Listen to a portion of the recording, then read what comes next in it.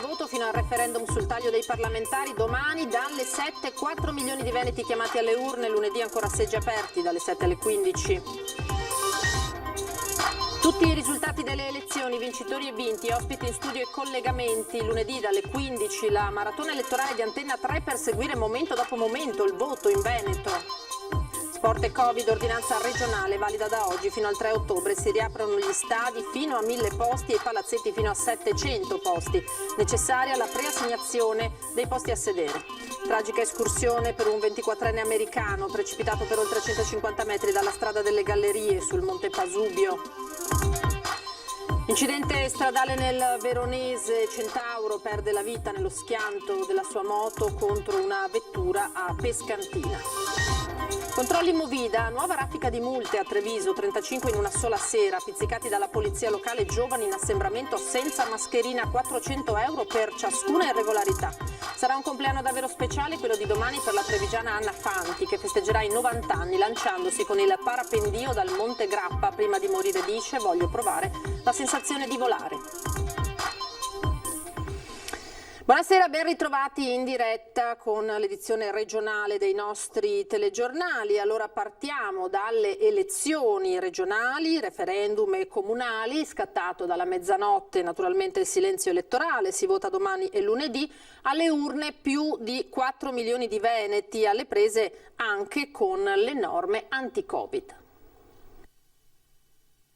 Alle 3 sono arrivate schede verbali che procederemo alla compilazione per oggi, domani e lunedì, al momento dello scrutinio. Domani mattina il seggio apre alle 7. Sono 4.132.304 gli elettori veneti chiamati alle urne domani e lunedì per esprimersi su elezioni regionali e referendum costituzionale.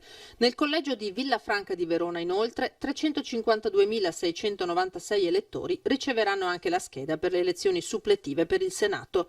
40 invece i comuni al voto per rinnovare sindaci e consigli comunali, dei quali solamente 4 al di sopra dei 15.000 abitanti e quindi, se non si supererà la soglia del 50% dei consensi, a rischio secondo turno. Il capoluogo regionale, Venezia, quindi Portogruaro, Castelfranco Veneto nel Trevigiano e Lonigo nel Vicentino. Si vota domani dalle 7 alle 23 e lunedì dalle 7 alle 15. Un ritorno al passato, l'elezione spalmata in 2 giorni, finalizzato a diluire la presenza ai seggi degli elettori, favorendo così il distanziamento. Sul fronte delle regionali si sfidano 9 candidati presidente, supportati da 17 liste. Ammessi il voto disgiunto e valido il voto di preferenza in qualsiasi punto della scheda si riporti il cognome del candidato. In caso le preferenze siano 2, devono riferirsi ai componenti di una sola lista, uomo e donna. Il referendum costituzionale sul taglio del numero dei parlamentari, che ridurrebbe di 345 le presenze nelle 2 Camere, è confermativo, vale a dire che non prevede quorum. L'inizio dello spoglio delle schede è previsto dalle 15 di lunedì, cominciando proprio con quelle referendarie, a seguire le regionali. Solo martedì dalle 9 del mattino lo spoglio delle comunali. 8 i comuni al voto per il rinnovo dell'amministrazione a Padova e Belluno. Nella provincia montana, l'Ozzo di Cadore ha rinviato il voto per mancanza di candidature. 6 comuni della città metropolitana di Venezia, a Verona e a Vicenza, 5 nel Trevigiano, 1 solo in provincia di Rovigo. Per accedere ai seggi obbligatoria la mascherina e al momento dell'ingresso la sanificazione delle mani col disinfettante. Mascherina che andrà tolta solo per l'identificazione dell'elettore. Previsti i seggi volanti per gli isolati per il Covid-19, ma solo una piccola percentuale degli aventi diritto, meno del 5%, ha chiesto di usufruirne. E naturalmente Antenna 3 lunedì seguirà in diretta con una lunga maratona all'esito di questa tornata elettorale a partire dalle 15.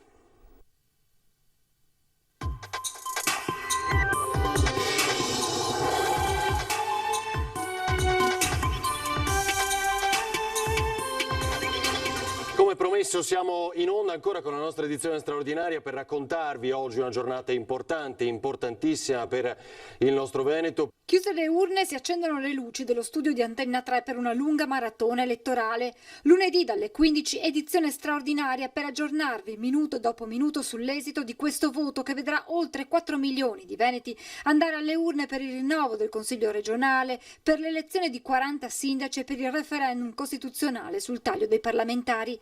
Vi racconteremo in studio e con i nostri inviati i seggi ai tempi del Covid e poi l'affluenza, le prime proiezioni per arrivare al risultato finale. Si inizia con lo scrutinio della consultazione referendaria e poi nel corso del pomeriggio i primi dati dai seggi sul voto per le elezioni regionali. Esiti che verranno man mano commentati con gli ospiti che si alterneranno in studio insieme al nostro vice direttore Ferdinando Avarino e poi collegamenti in esterno per raccogliere le reazioni a caldo. Martedì invece la diretta inizia di prima mattina dalle 7:30 per commentare e analizzare il voto regionale, poi dalle 9 tutti gli aggiornamenti sull'esito delle amministrative, occhi puntati su Venezia, ma naturalmente collegamenti e interviste anche dagli altri comuni veneti al voto. Antenna 3 ancora una volta in diretta per raccontarvi tutto questo in tempo reale e fornirvi come sempre la massima informazione. Ora veniamo all'aggiornamento dei contagi da Covid. Il mancato rispetto delle norme di separazione fra le classi di una scuola materna di Cima d'Olmo, in una delle quali nei giorni scorsi si è resa necessaria l'applicazione della quarantena, ha comportato oggi la necessità di ricorrere alla stessa misura precauzionale per altre 2 classi. Lo comunica l'azienda sanitaria ULSS 2 di Treviso. La misura è stata resa necessaria per un secondo caso di positività fra un familiare degli iscritti della classe iniziale. I bambini dovranno rimanere assenti dalle aule fino al 29 di settembre.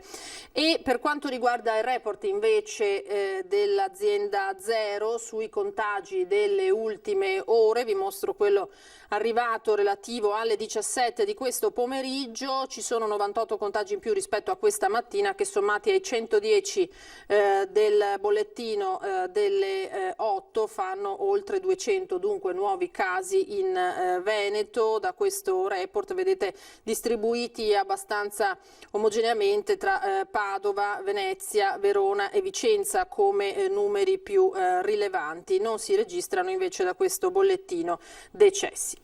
E poi c'è l'altra novità di questa giornata, l'ordinanza della Regione con il Veneto che riapre al pubblico, seppure con numeri limitati, stadi e palazzetti. Ottima notizia, commenta l'ex calciatore montebellunese Aldo Serena, ma attenzione a rispettare le regole. Dopo l'Emilia-Romagna anche il Veneto riapre gli stadi al pubblico. L'ordinanza della Regione, valida fino al 3 ottobre, prevede negli stadi e in generale negli impianti all'aperto fino a un massimo di 1.000 spettatori, che scendono invece a 700 nei palazzetti, vale a dire al chiuso. In questi ultimi impianti ci sarà l'obbligo di mascherina. I tifosi, recita l'ordinanza, hanno l'obbligo di occupare per tutta la durata dell'evento esclusivamente i posti a sedere specificatamente assegnati, con divieto di collocazione in piedi e di spostamento di posto, assicurando tra ogni spettatore seduto una distanza minima laterale e longitudinale di almeno 1 metro. Senza tifosi abbiamo visto, non c'è gusto, non c'è possibilità di divertirsi, non c'è spazio per il rapporto che è indispensabile anche al calciatore in campo con i tifosi, e quindi devo dire che accolgo con favore, naturalmente tenendo alta l'attenzione e soprattutto con le linee guida che arriveranno anche da Roma. Quindi io spero che sia tutto in sicurezza. Il fatto che ci sia questa notizia per chi ha fatto sport come me è sicuramente una notizia positiva. Varchi agli ingressi per evitare assembramenti al momento del controllo di temperatura e biglietto, niente bandiere o striscioni, uscite scaglionate, ma il risultato non cambia. In stadi e palazzetti tornerà l'entusiasmo del pubblico e anche per gli atleti in campo sarà una svolta. Cambia tutto, perché il rapporto col pubblico c'è in qualsiasi momento, non solamente quando c'è il gol, e lì è la massima espressione della gioia condivisa, dell'avere proprio uno scambio di emozioni fortissime, ma durante tutta la partita si vive, si gioca per battere l'avversario, ma anche con il supporto e con lo scambio di emozioni con i tifosi. E si intensificano i controlli anti-Covid. La Polizia Municipale di Treviso multa altri 35 giovani che non portavano la mascherina durante le ore della Movida, dalle 18 in poi, in cui è obbligatoria. Salgono quindi a 69 le multe in soli 6 giorni. Salgono a 69 le sanzioni elevate in soli 2 weekend ad altrettanti ragazzi che non portavano la mascherina in orario di Movida. A loro tocca una sanzione da 400 euro come previsto dalla normativa anti-Covid. Ieri sera invece ci siamo concentrati sulla zona dietro la prefettura e purtroppo abbiamo ritrovato ancora parecchi giovani senza mascherina e il totale delle sanzioni sono 35. Significa che nel giro di 6 giorni le sanzioni elevate per questo tipo di violazione sono ben 69. I controlli della polizia locale sono stati estesi a diverse zone del centro. Dopo le segnalazioni arrivate al comando sul mancato rispetto del distanziamento sociale, gli agenti si sono concentrati su Piazzetta Monte di Pietà, dove ieri sera una ventina di giovani sotto i 30 anni sono stati identificati e sanzionati. Anche in altre zone del centro storico è stato rilevato il mancato rispetto delle norme da parte di 15 ragazzi in 3 gruppetti distinti, segno che la tensione si sta allentando nonostante le raccomandazioni. Quello che abbiamo registrato anche la settimana scorsa lo abbiamo verificato anche ieri sera, cioè c'è una sorta di allentamento della guardia, soprattutto da parte dei giovani fino dai 18 ai 30 anni. Quindi l'invito che noi facciamo come forza di polizia è di mantenere alta la guardia, perché elevare 69 sanzioni da 400 euro ciascuno nel giro di 6 giorni credo che sia un dato preoccupante. L'attività serale e notturna della polizia locale è proseguita fuori mura e nei quartieri. 4 cittadini di origine marocchina sono stati fermati e sanzionati perché ubriachi. Una anche nei confronti di una ragazza italiana di 23 anni, trovata in Piazza dei Signori in evidente stato di ebbrezza. Infine i controlli con il telelaser in tangenziale. 2 conducenti sono stati fermati e sanzionati, viaggiavano a 120 km/h e una delle persone fermate era una neopatentata di 20 anni, trovata anche in stato di ebbrezza, per la quale è scattato immediatamente il ritiro della patente. La questura di Padova invece ha tracciato il bilancio dell'attività svolta durante l'estate. Andiamo a sentire. 28.000 persone controllate, 17 kg di droga sequestrata, il 50% in più del 2019 e 162 espulsioni. È il bilancio della questura di Padova in questi mesi di convivenza con il Covid e con le sue regole. È stato preso in esame il periodo dal 1 giugno al 18 settembre. La risposta ai cittadini è stata rapida e concreta. Vedendo questa risposta pronta del questore alle esigenze dei cittadini, chiaramente ha aumentato la fiducia e questi esposti vengono visti ad uno dal signor questore e spesso, anzi direi quasi sempre, l'esponente viene contattato. Un nuovo approccio, insomma, è un notevole aumento degli organici dell'ufficio volanti, del commissariato Stanga e dei poliziotti di quartiere. Il questore Isabella Fusiello, dopo aver individuato le zone calde di Padova, dal 17 aprile ha iniziato a organizzare decine di servizi di controllo interforze. Significa che scendono in campo uomini di polizia, carabinieri, guardia di finanza e polizia locale. In questi mesi i controlli interforze sono stati ben 236 contro i 40 del 2019 e così ecco l'impennata di espulsioni, oltre il 20% in più rispetto al 2019 e ben 30 in questi mesi gli stranieri accompagnati ai centri di permanenza, l'anticamera del rimpatrio. Spacciatori che sono stati individuati attraverso un controllo capillare di osservazione da parte della squadra mobile e delle pattuglie impiegate in questi servizi straordinari nei vari quartieri della città. E poi sta per partire un progetto unico in Italia all'interno dell'Università di Padova per facilitare l'iter burocratico agli stranieri, che siano studenti, docenti o ricercatori. Nel Palazzo del Bo aprirà uno sportello dedicato a loro. Rivolto agli studenti e ai docenti e ai dottorandi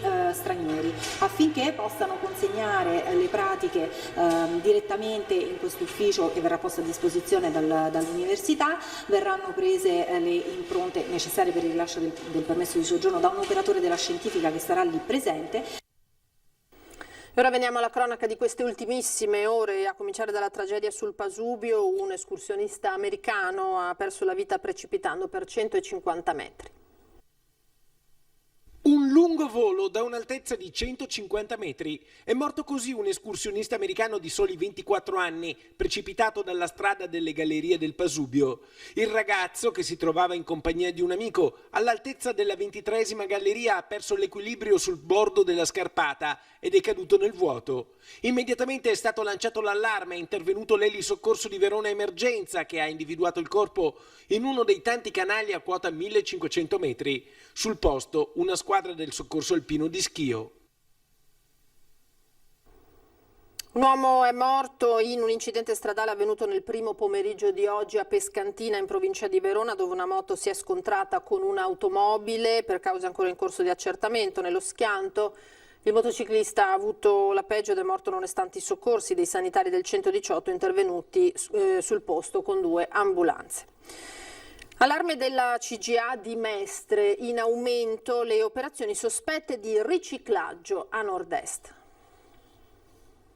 Nel 2019 sono state segnalate all'unità di informazione finanziaria della Banca d'Italia oltre 12.000 operazioni sospette di riciclaggio a nord-est. L'allarme arriva dall'ufficio studi della CGA.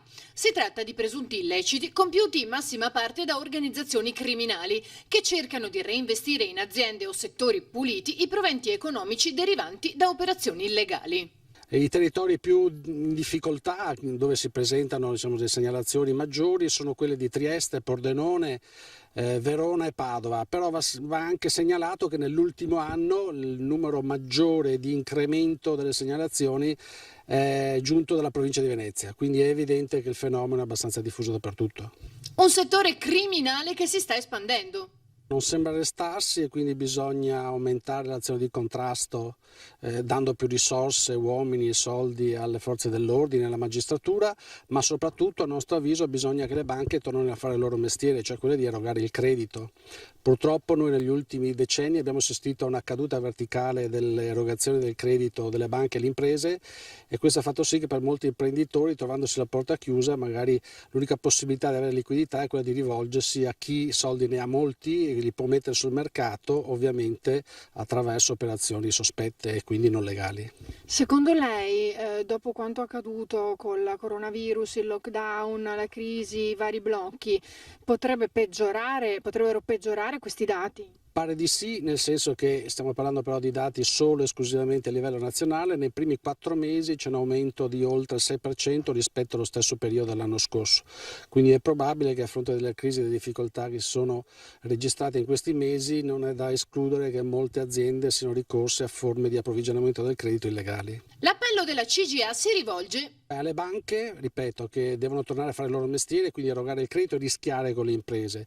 E poi a tutte le strutture, anche le associazioni di categoria, perché grazie ai loro consorzi fidi possono dare una grossa mano, un aiuto a chi oggi si trova in difficoltà. E agli imprenditori stessi? Beh, ovviamente sì, nel senso di stare molto attenti, di non cadere nella trappola di chi ti offre soldi facili, perché poi spesso questi apparenti affari hanno dei risvolti molto molto problematici e soprattutto possono sfociare in fenomeni di usura o di estorsione, quindi è evidente che bisogna stare alla larga di queste situazioni e soprattutto denunciare i casi a rischio.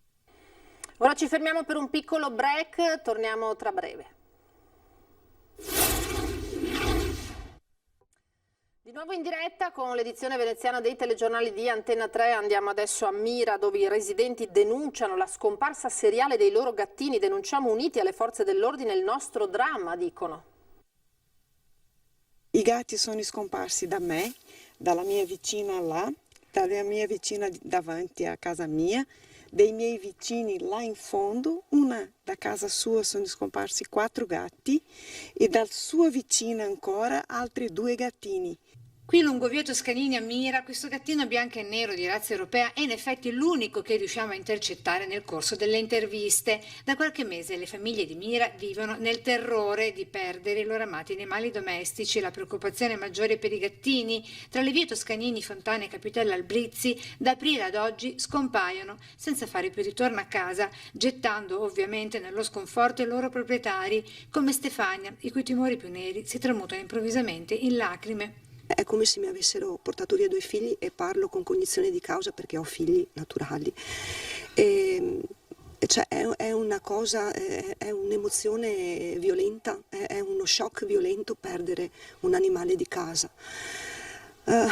La cosa in sé potrebbe portare bonariamente anche al sorriso, ma non si tratta solo di un gatto scomparso, come si sente dire spesso da chi ha il cuore purtroppo indurito. Chi sappia che fanno del male non solo al gatto, ma fanno di male anche agli esseri umani, fanno di male anche a noi stessi. Nella perdita, dell'incertezza grande il dolore, racconta Luisa dalla vicina Rino. La mia la cerco e continuo perché non avendo visto il corpo per terra da qualche parte, sotto le siepi, sui tetti, dappertutto per me è stata portata via. E in giardino ho anche trovato la rete squarciata. Nella speranza di chi non si arrende e non cede alla rassegnazione, domina la voglia di giustizia e di capire nelle mani di chi siano finiti i loro amati gatti. Sono andata a fare denuncia ai carabinieri del mio paese, quindi di Mira, e dove ho trovato anche molta gentilezza, molta accoglienza per questa cosa qua, e molti hanno paura a fare la denuncia perché temono di essere derisi o sottovalutati. Invece invito tutti quelli che hanno la sparizione di animali domestici, dai cani ai gatti, quello che è, di fare denuncia. Approvato, cambiamo tema, il bilancio 2019 della Fondazione Città della Speranza. In notevole crescita anche chi dona attraverso il 5 per 1000. 9.117.208 euro sono i proventi complessivi raccolti dalla Fondazione Città della Speranza, collegata all'Istituto di Ricerca Pediatrica e che da 25 anni sostiene tutto ciò che è utile per la cura dei piccoli pazienti e il sostegno al reparto di oncoematologia pediatrica di Padova. L'Assemblea dei soci ha approvato il bilancio 2019 con risultati incoraggianti nonostante le difficoltà anche economiche dovute al Covid. Testimonianza della trasparenza, dell'onestà, del fatto che ogni centesimo noi raccogliamo andiamo a verificare dove va e siamo sicuri di quello che viene speso. Quindi sono numeri che parlano da soli, sono numeri in crescita. Fondamentale anche l'apporto di chi ha scelto di investire nella ricerca pediatrica attraverso un lascito testamentario. Dal 1994, anno di fondazione Città della Speranza, ad oggi sono stati ben 50 i lasciti per un ammontare complessivo di circa 8,8 milioni di euro. Senza dimenticare il 5 per 1000 che sta crescendo, le firme sono passate da 53 a 54 mila per un contributo di oltre 1.600.000 euro. Questo istituto di ricerca pediatrica può crescere ulteriormente, adesso ospita circa 300 ricercatori ma già stretto, la fondazione sta raccogliendo bene, sta crescendo su altri territori, dobbiamo andare in tutta Italia perché ricordiamo che un bambino che si ammala di malattie oncoematologiche di tutta Italia passa anche qui per Padova e quindi dobbiamo far conoscere questo a tutti. Presentata infine la staffetta Una squadra per la ricerca, in programma il 26 settembre in collaborazione con l'Esercito nei centri di 17 città italiane. 30 squadre con 12 atleti ciascuna si alterneranno nell'arco di 12 ore attorno a specifici percorsi ad anello con l'obiettivo di percorrere più chilometri possibile. La somma sarà convertita in una donazione per la ricerca. Ci sarà un atleta che correrà per un'ora, queste ore poi verranno moltiplicate, anzi i chilometri per tutte le città dove si correrà e il risultato sarà che tanti sostenitori ci daranno una cifra corrispondente ai chilometri percorsi per sostenere la ricerca. Un'ultima notizia prima di chiudere, sarà un compleanno davvero speciale quello di domani per la trevigiana Anna Fanti che festeggerà i 90 anni lanciandosi con il parapendio dal Monte Grappa, un'impresa resa possibile con la collaborazione dell'associazione Air Sport Monte Grappa di Borso. Una vita come insegnante di scuole medie e superiori, 4 figli, 12 nipoti e 3 pronipoti. Anna ha espresso la singolare volontà alla famiglia perché dice: prima di morire voglio provare la sensazione di volare, l'aereo non mi ha dato soddisfazione. Il lancio è previsto alle 15:30. Era l'ultima notizia, come detto, grazie per averci seguito, vi lascio alle previsioni del tempo per domani e vi auguro buona domenica, arrivederci.